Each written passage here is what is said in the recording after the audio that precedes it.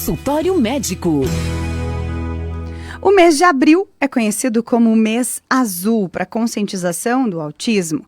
Para explicar, o transtorno do espectro autista, também conhecido pela sigla TEA, é um distúrbio do neurodesenvolvimento caracterizado por um desenvolvimento atípico, manifestações comportamentais diferentes da convencional, déficits na comunicação, na interação social e também padrões de comportamentos repetitivos e estereotipados. Os primeiros sinais do transtorno do espectro autista podem ser percebidos ainda nos primeiros meses de vida, mas o diagnóstico costuma vir depois dos 2 ou 3 anos de idade. No Brasil, a gente tem uma estimativa de que aproximadamente 2 milhões de pessoas com o transtorno do espectro autista. E a expectativa é de que em breve, a partir dos resultados do Censo Demográfico de 2022, seja apresentado um novo panorama oficial sobre o autismo no Brasil, revelando, sim, quantas pessoas com o diagnóstico vivem no país. E é sobre esse assunto que a gente conversa agora aqui no estúdio da Rádio Mais, comigo, a psicóloga, mestre em avaliação e reabilitação neuropsicológica, Daiane Azevedo. Bom dia, Daiane. Obrigado pela sua presença ao vivo aqui no estúdio da Rádio Mais. Bom dia, prazer estar aqui para falar um pouquinho sobre esse assunto que é tão importante. Com certeza. E também o Wellington Franco, que é pai do Leonardo, um menino autista que tem 12 anos. Bom dia, Wellington. Bom dia, Carol. Bom dia a todos os ouvintes da Rádio Mais. Estamos aí para falar um pouquinho da vida do Leonardo. Obrigada por se disponibilizarem a vir até aqui ao nosso estúdio. Quem quiser pode assistir a transmissão ao vivo também na nossa rede social, Facebook, Rádio Mais Grande Curitiba. A gente está ao vivo lá também. Vou começar perguntando para o Wellington como é que foi a sua história com o Leonardo, o Léo, esse menino de 12 anos? Bem, o Leonardo, hoje ele está com 12 anos. Ele teve o diagnóstico a partir dos 3 para 4 anos, né? Lembrando que eu não sou o pai de genético do Leonardo, né? Eu sou o pai de criação dele, né? Então, a partir dos 6 anos, eu venho acompanhando o Leonardo atrás de terapias, né? Para melhorar o desenvolvimento dele, melhorando a qualidade de vida dele. Você acha que tem muito preconceito em volta do autismo ainda no Brasil? Infelizmente, ainda tem, Carol. Eu sempre falo que o preconceito é nós mesmos, não é nem com eles, né? A aceitação deles dentro de escolas, na sociedade, ainda é muito grande. Então a gente vem trabalhando para que isso seja mais atípico, né? Porque as pessoas não discriminem com o olhar, com os tipos deles, né? A gente não pode estar evitando de passear, de estar em lugares, shopping e rede de mercados, né? Claro, tem que ter uma vida, a gente precisa viver, né? Exatamente. E hoje as pessoas têm aquele olhar discriminados ainda, né? Percebe ainda que há um olhar de discriminação. Você, quando conheceu a sua esposa, ela já tinha então o Leonardo. Como é que foi você chegar nessa família que tinha esse diagnóstico? Na realidade, a Daiane, eu e minha esposa Daiane, a gente acabou estudando junto. Quando eram jovens. Exatamente. Então, depois de 18 anos, a gente se reencontrou, né? Eu tinha o meu filho, né? O Guilherme hoje está com 18 anos e ela estava com o Leonardo com 5 para 6 anos. Aí que eu fui ter, então, né, o conhecimento da palavra autismo. E desde então a gente fui estudando, fui me adaptando, fui acompanhando ela, levando o Leonardo nas terapias, né? Até então, na época, a gente tinha plano de saúde, mas infelizmente na época o plano de saúde bloqueava muitos tratamentos. E a gente acabou indo para a parte da prefeitura, né? Rede municipal, o SUS. E foi a melhor opção que a gente fez. Tanto para a escola, tirando a escola municipal, né, normal, né? Estando indo para uma escola especial e com tratamento, com TA, com fono no início, né? E foi a melhor coisa que a gente fez. Eu vou perguntar agora aqui para a especialista, né, em reabilitação neuropsicológica, Daiane. Daiane, a gente está ouvindo aqui um pouco a história né, do Wellington e do Leonardo. Como é que é feito o diagnóstico do autismo e se ele tem níveis, né? Como é que funciona isso? Sim.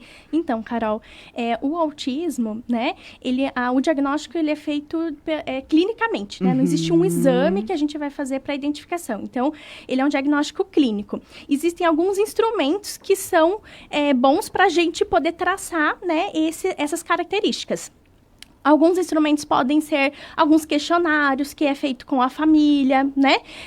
Então, tem vários aí, escalas, né, diagnósticas, né? Uma delas, né, que é uma que eu faço, que eu aplico para avaliação, né, diagnóstica, é o ADOS, que é um teste padrão ouro na avaliação diagnóstica de autismo, né? Que precisa ter uma certificação ali internacional, né, para conseguir identificar principalmente os casos mais sutis, né, de autismo que podem ser encobertos, né? Então, através dessa escala de observação diagnóstica, a gente consegue ver nuances ali que podem ficar mais mascarados. Até porque no início aqui da nossa conversa eu comentei, né, que é um transtorno do espectro autista, um distúrbio de neurodesenvolvimento. Então, o bebê ele já apresenta desde pequeno alguns pontos. Quais são essas características? Isso, né? Então, desde pequenininho, tem algumas características que podem ser até sutis e passarem despercebidas, né? Mas algumas coisas são importantes da gente ficar atento no desenvolvimento dessa criança. Então, por exemplo, o contato visual, a forma que essa criança se comunica, né? Então, a gente vê assim, dentro do autismo, a gente nunca vai falar se a criança faz ou não faz. Então, não é assim, ela tem contato visual ou não tem. É qual que é a qualidade disso, tá? Então, porque às vezes a criança pode ter, sim, um contato visual, mas a qualidade dela é pobre. Né? Então, ela não coordena muito bem o contato visual com a comunicação verbal. Né? Então, a gente vai observar essa qualidade da interação dela com a família, né? Se a linguagem dela é funcional. Às vezes, a criança até fala, ou ela fala palavras soltas, ou ela até lê, né? A gente tem crianças até que tem essa hiperlexia, que com 3 aninhos já falam, né? Já leem, mas a fala dela não é funcional, não é para emitir um interesse, né? Para ter uma relação e uma interação social. O grande ponto, então, do espectro autista é essa relação social. Vou até perguntar aqui para o Wellington, que é pai, como é que você percebe o Leonardo nestas relações sociais? Hoje, Carol, depois que ele começou a frequentar a escola especial, ele está mais, assim, independente. Ele era muito seletivo na parte da alimentação, hoje ele não está tanto seletivo. E em relação ao toque social, ele tem aquele autismo que não suporta o toque. O Leonardo não, ele deixa você abraçar, ele pede beijo, ele te dá o beijo. Então ele não tem essa parte social dele, ele não se retém ao toque. Mas a escola ajudou bastante o desenvolvimento dele, né? Porque a escola trata muito isso também, né? A individualidade, né? Que é a qualidade de vida dele, né? Então ele tá mais solto, vamos assim dizer. Doutora Daiane, qual que é o papel da escola, da família, né, para que a pessoa diagnosticada com autismo tenha uma boa convivência social? É importante que a escola, a família, ela seja mediadora dessas relações sociais, né? São crianças, né, que elas vão ter essa dificuldade, porque elas têm dificuldade de antecipação de consequências, né? De fazer uma leitura do seu ambiente. Então, a percepção que ela tem das coisas ao seu redor é diferente. Então, ela precisa que essa família dê apoio, que ajude, que entenda que que ela não é mal criada, né? Nem nada disso, né? Mas mediar essas relações sociais, né? E validar, né, as dificuldades que essa criança está apresentando. O Wellington estava comentando com a gente que antes eles tinham acesso muito a tanto as questões de saúde particulares e escolas também particulares, mas que ele notou que na prática a cidade de Curitiba, né, a gente precisa deixar isso bem claro, tem uma estrutura municipal melhor para atender as famílias do transtorno de espectro autista, Wellington? Tem. O Leonardo, como toda criança, né, a gente tentou a inclusão em escola, vamos dizer, normais, né? Mas a gente acabou notando que houve um atraso, porque a gente sabe que a professora não vai deixar o ano letivo dela por causa de 1 ou 2 alunos, né? Mesmo ele tendo tutora, né, acompanhando, a gente optou por conhecer escolas especiais. E foi a melhor coisa que a gente fez, foi a mudança da escola tradicional para a escola especial. Porque a escola especial é um aprendizado ali com 6 alunos, 7 alunos. Tem uma maior qualidade. A gente notou que após essa escola ter entrado, a gente ter colocado o Leonardo nessa escola, ele começou a cantar, ele aparecia em casa cantando, ele aparecia contando de 1 até 10, coisas que a gente não notava na escola normal. Então, assim, a mudança de escola para nós foi excelente. Muito, muito interessante, Daiane. Quando a família deve escolher, né, nesse caso, uma escola especial ou a escola normal?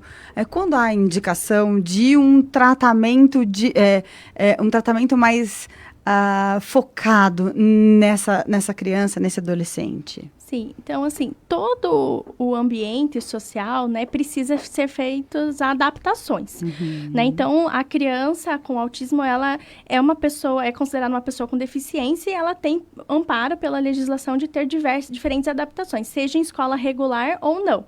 A gente vai avaliar essa questão dos níveis de suporte, dos níveis de comprometimento ali que essa criança precisa. Se ela tem um comprometimento intelectual, como que é o nível de desenvolvimento da linguagem, né? Para a gente traçar quais seriam os melhores acompanhamentos. Então, realmente, vai ter muitos lugares que a gente vai observar que dentro de uma escola regular, ela não vai se beneficiar do acompanhamento das adaptações que vão ser feitas ali, né? Que ela não vai ter o amparo necessário para atender as necessidades dela. E aí a gente vai observar. Mas, assim, é importante a gente avaliar várias experiências daquela criança para ver qual que ela se adequa melhor. Acredito que é uma linha muito tênue, né? Entre o você estimular pouco e a criança não se desenvolver e você estimular demais e ela não conseguir acompanhar. Tem essa... tem que ter esse freia e acelera, né? Na escola regular, né, é muito acelerado, né? E nessa escola particular, né, especial, ela é um método de ensino mais especializado, até porque a quantidade de aluno é bem menor, né? Então dá para concentrar melhor, né? E ali eles trabalham bastante a independência do aluno também, né? Então foi a melhor escolha que a gente fez, foi essa da regular para especial. E, doutora Daiane, a incidência, né, de autismo entre meninos e meninas tem diferença? E se tem, tem já algum indicativo do porquê? Então, existe diferença, sim. A prevalência de autismo em meninos é 4 vezes maior do que em meninas.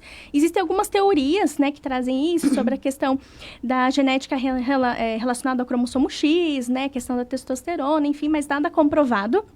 O que a gente sabe, que a gente evidencia até na avaliação diagnóstica, né, é que em meninas ele é muito mais mascarado, ele é mais subdiagnosticado, né? Então, porque as características são mais difíceis, são mais camufladas, né? Enquanto nos meninos a gente vê um índice maior aí de estereotipias, né, de comprometimento da linguagem, né, de serem mais rígidos mesmo em questão de mudanças, né? Nas meninas isso pode não aparecer tanto, né? E elas aprenderem a se mascarar melhor.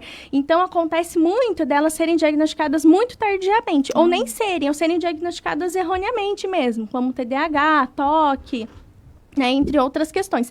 Então, o que a gente vê mesmo atualmente é um subdiagnóstico.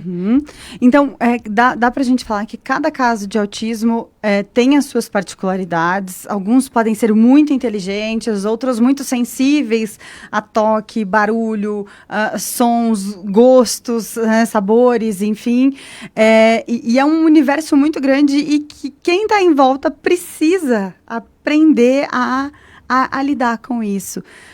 Então, você já viveu alguma coisa, assim, num shopping, numa festa, enfim, em que as pessoas não entenderam o que estava acontecendo e vocês tiveram que intermediar, remediar, enfim? Teve uma situação, Carol, dentro de um shopping, cidade de Curitiba, que foi com a minha esposa, não foi comigo. Minha esposa estava andando com o Leonardo nesse shopping e parou na vitrine, para olhar a vitrine, e ao lado parou uma mãe com uma criança e a criança estava com um pacotinho de batatinha. E o Leonardo começou a comer essa batatinha. E a sua esposa não viu, a hora que viu já... A hora que viu, o Leonardo tinha comido praticamente toda a batatinha da menininha. Aí a mãe da menina, né, naquele olhar, né, pensou, nossa, que mal educado, né, nem pediu, né, já foi atacando, já foi pegando, coisa errada. Aí minha esposa teve que intervir falando, né, não, explicando, ele tem autismo, não foi por querer, porque ele gosta muito de batatinha, ainda mais dessa devida marca, ele adora isso daí, então, né, se for o caso, eu vou lá compro outro para você. Aí a mãe conseguiu entender, né, e ficou ali por elas. Mas foi até uma situação meio que engraçada, né? Sim, porque foge da normalidade, foge do comum, né? As crianças sabem que ela não pode sair pegando algo do outro, Exatamente. né? E Daiane, nesse caso, a mãe teve bom jogo de cintura, soube conversar e explicar, enfim. É importante que os pais recebam algum tipo de preparação, de terapia, de olhar também? Sim, é bem importante, assim. Até porque quando eles caem de paraquedas nesse mundo, né? Então, eles não têm informação mesmo de como lidar, como agir, né? E isso é muito comum nas crianças, né? Essa inadequação social mesmo, porque eles têm uma leitura diferente das coisas ao seu redor, né? Então, puxa vida, quantas pessoas que deixam mesmo de participar da vida social justamente por causa desses comportamentos. E que não deveria ser assim, né? Então, é importante, sim, ter esse preparo até de como lidar com essas situações, né? Situações, às vezes, de crise, né? Como pleitear os seus direitos, né? Como lidar com essas situações sociais, né? Nos ambientes, em diferentes ambientes. Legal. E, Wellington, você e sua esposa têm algum tipo de acompanhamento, de preparação? Estudaram muito? Buscaram muita informação? A Daiane, né, depois que teve o fechamento do diagnóstico do Leonardo, ela passou a estudar mais sobre o caso, né? Eu, quando tive o conhecimento, também comecei a estudar, eu tenho uma segunda formação, e essa minha segunda formação, a minha dissertação foi sobre autismo. Olha. Foi sobre a inclusão de autismo dentro de igrejas. Olha que interessante. Porque hoje eu sou obreiro de uma igreja, né, em Curitiba, então eu meio que trabalho sobre a inclusão dentro da igreja. Porque a gente, dentro da minha dissertação, a gente acabou fazendo uma pesquisa e descobriu que tem mais famílias. E as famílias acabam não frequentando a igreja justamente por causa do comportamento dos filhos. Então a gente está engatinhando com esse ministério para fazer essa inclusão tanto das crianças no ministério infantil quanto dos pais. Porque os pais também precisam receber informações que têm direitos, né? Sim. Direito a medicamento, direito a ensino, outros direitos oferecidos pelo Estado, pelo município, e eles acabam não tendo essa informação. Então a gente está engateando ainda com esse ministério de inclusão dentro da igreja local. Muito legal. É muito importante também esses trabalhos, né, de grupos que apoiam a causa e pessoas, porque eu fico imaginando, se eu com as minhas de 3 e 8 anos, né, que não temos nenhum diagnóstico, né, são crianças com muita energia. A gente tem uma certa dificuldade de colocar elas dentro da igreja e segurar em certos momentos, dizer, olha, agora a gente tem que ouvir, né? Não é para ficar falando, não pode fazer muita bagunça, enfim. Se a gente já tem dificuldade, eu fico imaginando para casos, né, em que existem particularidades em relação a isso, bater uma palma, ou às vezes uma música, alguma coisa assim, né? O som, né, da igreja, né, a parte do louvor, né, o muito alto acaba incomodando também. Mas o Leonardo, a gente levando ele na igreja, né, ele participando, incluindo ele meio que se acostumou. Então o pessoal da igreja já sabe que ele tem autismo. E o legal disso é que em determinados cultos que eu fui com ele, tinha outros amiguinhos da mesma escola que ele que também estão participando. Que legal. Então a ideia é essa, é fazer essa inclusão. Dentro dessa, trazer essas crianças, trazer essas famílias, não deixar essas famílias em casa. Fazer elas participarem também. Muito legal. Qual é a igreja? É a 10ª Igreja do Evangelho Quadrangular do Campo Comprido. Legal, até para quem quiser saber, né, e buscar, já está dado o recado. E Daiane, diante, né, desse pai que buscou se especializar, buscou essa inclusão social, né? Você como especialista, um último recado para quem está nos ouvindo. É importante buscar auxílio, né? Essas crianças precisam mesmo terem os seus direitos atendidos, né? Os direitos da escola, né? A gente vê muitas famílias lutando muito para terem um programa educacional individualizado dela sendo realizado na escola, né? São crianças que precisam estar em contato social.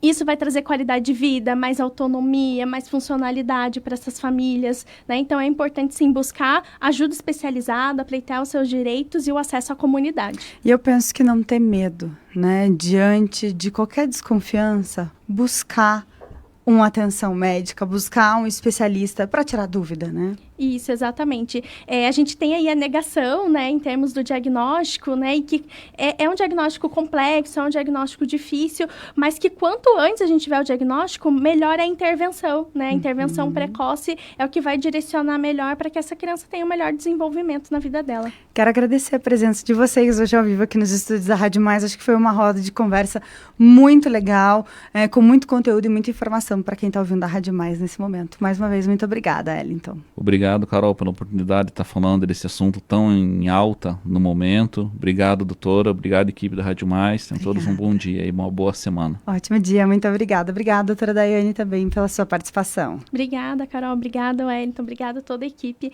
Acho que é bem importante a gente trazer essa informação. Obrigada. E você, então, fique atento, né, aos comportamentos do seu filho. Fique atento. Falei sobre isso agora há pouco aqui no Palavra de Mulher, né, o quanto a gente muitas vezes está no piloto automático da vida e não percebe os sinais que os filhos nos dão. Então, esse olhar sempre amoroso e atento é importante e não negar, buscar o atendimento em qualquer dúvida. 10h48 agora.